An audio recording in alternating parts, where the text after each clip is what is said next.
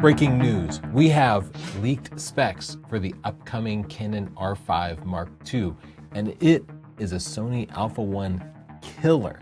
And we have actual photos of the new flagship Canon R1 being used at the Monaco Gran Prix, and it reveals some secrets when we peer in at the little buttons and icons on it. This comes to us via canonrumors.com. Be sure to check them out.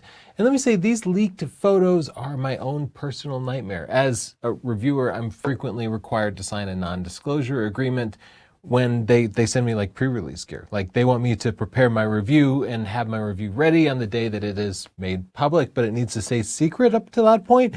And it's really scary because I want to review cameras and lenses in the real world. But if you go out in the real world, like people might see the camera gear. And with my bright white hair, this is like a beacon for camera nerds. Like people recognize me and they'll literally walk up and be like, hey, what are you shooting with today? And I can't tell them because it's secret. And so far, I've managed to avoid leaking any gear in public. Like I try to be discreet, like wear a hat and sunglasses and stuff. Okay, but here are the leaked pictures from some poor photographer that I have every bit of sympathy for. These photos were taken by another photographer, Federico Basile, and they reveal a lot about the Canon R1. First, we can see that it has the textured rubber of the Canon R3. It feels like a piece of really high quality sporting equipment, which totally suits the purpose of this camera. We can see a little on-off dial on the vertical grip there in case you weren't using the vertical grip. And we see the card slot there, which I'm sure reveals two CF Express Type B cards. Here's the top view showing the mode dial directly from the Canon R3, which is not actually my favorite. I find it a little awkward to press the mode button and then change modes, especially switching between stills and video. Here's another view of the bottom of the camera, and here we can see the top. I think it's an e-ink display, just like the R3.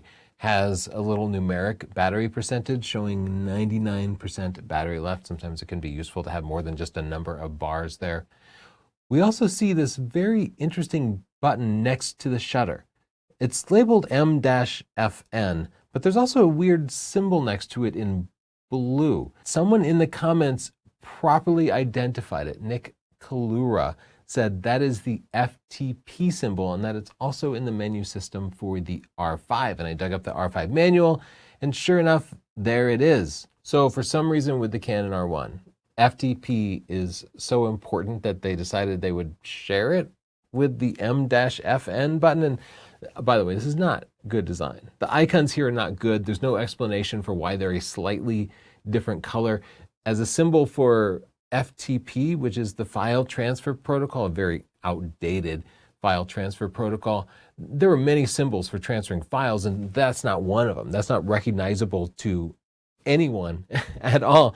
And in fact, neither Chelsea nor I recognize it. So many of you in the comments didn't recognize it. So icons should be obvious, and it definitely does not succeed at that. And it's weird that some of the buttons have letters while others have icons. And this particular button has both an icon and letters, and it's not obvious, but it is a professional tool, so it doesn't necessarily have to be intuitive to use. I'll also say, also in light blue is the crop symbol, which is also on the light button. And I think that crop symbol probably allows for in-camera cropping, something like an in-camera teleconverter. So this is rumored to have, I think, 33 megapixels. It's possible that pressing or holding that crop button would give you like a 1.4 teleconverter, which would still give you 16 megapixels. And while pros don't necessarily need a higher megapixel camera, the additional croppability is really, really useful. What I can't quite discern looking at these pics is whether or not it has a flip screen or a fixed screen. We also have some leaked Canon R5 II specs also coming via canonrumors.com. So let's take a look at them and compare them to the Sony A1, the Nikon Z8, and the current Canon R5. The new Canon R5 is going to have 45 megapixels, but with a stacked sensor. And they're saying it's going to be about 30% faster than the current R3 sports camera. So a quick rundown on what that means. Stacked sensors read out the image very quickly, and that eliminates rolling shutter. Rolling shutter can produce tilty effects, either when you're panning the camera quickly or if a subject is moving fast. So take a look at this hummingbird flapping its wings very quickly. This readout speed simulates the current Canon R5.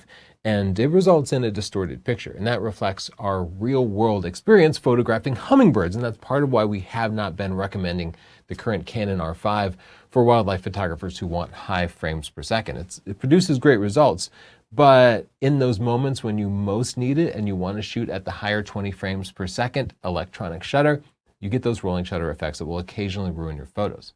The new R5's Stax sensor addresses that concern, and it's a legitimate concern, and it will make this a much better camera for people who are shooting sports or wildlife. The new readout speed is going to be about 4 times faster, and that puts it on par with cameras like the Sony Alpha-1, the Nikon Z8, the Nikon Z9, and faster than the Canon R3. And that means you won't need to use a mechanical shutter. That means you'll be able to use the maximum frames per second, even when panning, even when shooting fast-moving subjects, and that should also carry over into video. So if you care about rolling shutter in video, it will be better. And that's the importance of a stacked sensor, and that's why some of you might want to upgrade. The sensor will have 12 frames per second when using the mechanical shutter, but you won't need to use the mechanical shutter. On cameras like the Sony Alpha-1, I almost never use the mechanical shutter, and the Z8 and Z9 with similar readout speeds completely lack a mechanical shutter.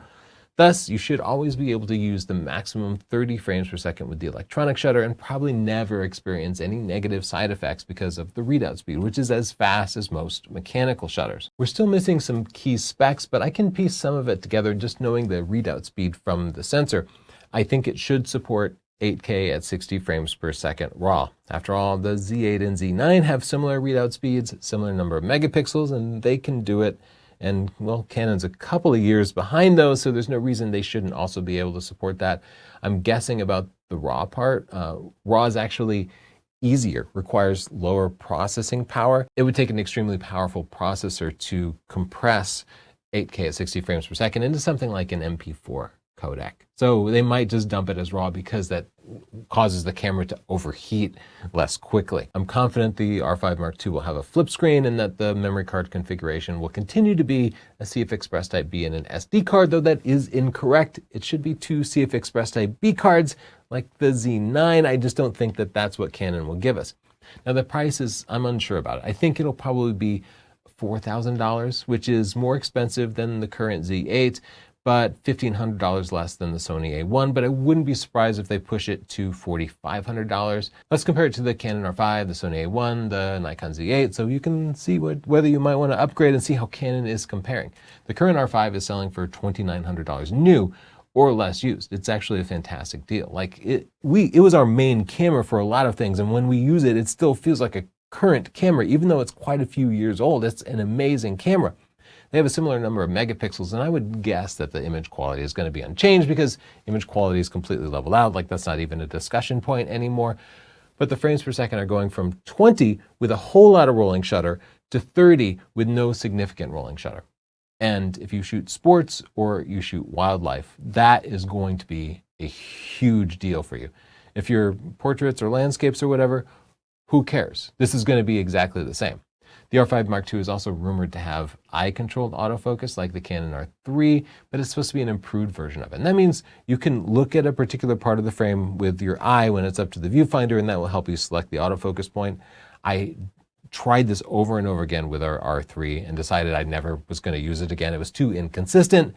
They make a better version of it. I would love to try it. I would love for it to work. I bought the Canon R1 film camera way back when I was like 22 years old because I wanted the eye-controlled autofocus point selection, and that sucked too, and it still sucked with the R3, but I would love for Canon to eventually work this out because it could be useful. At the same time, automatic subject detection, finding the eye in the frame, that seems to work better. I don't know that we really need it.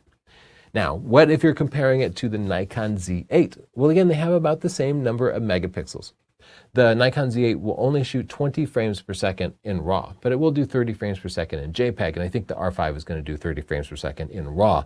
So us wildlife shooters who pretty much need to shoot RAW, that's going to be a pretty big advantage, getting 50% more shots. So in a way, Canon is leapfrogging Nikon Z8 and Z9 in this situation. The Canon R5 will also have eye control, which the Z8 does not do, and I'm pretty sure the Canon R5 is going to have a flip screen while the Nikon Z8 offers a tilty screen. Some people prefer the tilty screen, but if you're ever a hybrid shooter, if you might be shooting some video, if you might film yourself and tell your own story, something that's increasingly important, the Canon R5 is going to be a big advantage to you, and it just makes it a more versatile camera. Finally, let's compare it to the flagship Sony Alpha 1. This won our camera of the year. Chelsea and I both use the Sony Alpha 1 for things like travel and portraits. It's a little bit more expensive. Now it's selling about $5,400, which is down from $6,500 when it was new. The megapixels are essentially the same, 50 versus 45 megapixels, and the Sony Alpha 1 will do 30 frames per second with its electronic shutter RAW. So it's going to match the Sony Alpha 1. Now, the R5 Mark II matches the Sony Alpha 1 and what is probably the most important spec here, the frames per second RAW and the readout speed. That's a big deal. Even though the Canon R5 is a few years late, the Sony Alpha 1 is the flagship. The R5 Mark II is not the flagship. It's a mid-level camera. So it's really impressive that Canon's mid-level camera now matches Sony's higher megapixel flagship. And of course, the A1 Mark II should be right around the corner, but we'll have to see what that does when we get our hands on it. Subscribe to see that. The R5 Mark II will have a flip screen, which means for people like me who shoot mixed stills and video, that's going to make it a much more versatile camera. Right now, if we travel with the Sony Alpha 1, I also need to bring like a Sony a7S III or something with a flip screen so that I can shoot stills and video, and it's a pain to have to switch. But one advantage I expect the A1 to have is that the A1 has two CF Express Type A cards, which means when you're shooting RAW to both cards, there's no bottleneck. On the R5, the CF Express Type B card, way better than CF Express Type A. It's faster, it's cheaper, but it's bottlenecked by having a second smaller SD card, and that SD card is going to cause the camera to buffer in times when you shoot RAW to both cards. So for me, I end up shooting RAW to the CF Express Type B card and JPEG to the SD card as a backup, and then I hope I don't have to go back to the backup since the JPEGs are not as high quality. Nonetheless, I think Canon has made what appears to be a great counterpart to the Sony Alpha 1 flagship that has some distinct advantages, like a lower price and a flip screen. So assuming this pans out to be true, congrats, Canon, especially if they manage to keep that price down. In the comments down below, tell me what you think. Are you pumped for the Canon R5? One disappointment I have is that we still just seem to be cranking up sensor readout speeds and frames per second. And the only people who care about those are sports and wildlife photographers. If you're landscape or portrait shooters, general photography, events, weddings, none of this matters to you. And there's no real reason to upgrade. There's so many opportunities to better service those types of photographers, like anti-theft, like security features, like encrypting your pictures, like making it easier and faster to transfer the files, providing a robust operating system like Android, where perhaps you could configure it to move things directly to Google Drive rather than to something primitive like an FTP server. And none of the camera manufacturers seem to be addressing those things. Instead, they seem to be solely focused on cranking up the frames per second and the readout speed. But in the comments down below, tell me, is this what you wanted, or did you want something different? What would you like to see in the R5? And what do you think the price should be? And don't forget to subscribe, because as soon as we get our hands on a production copy, we will give you a review. Bye.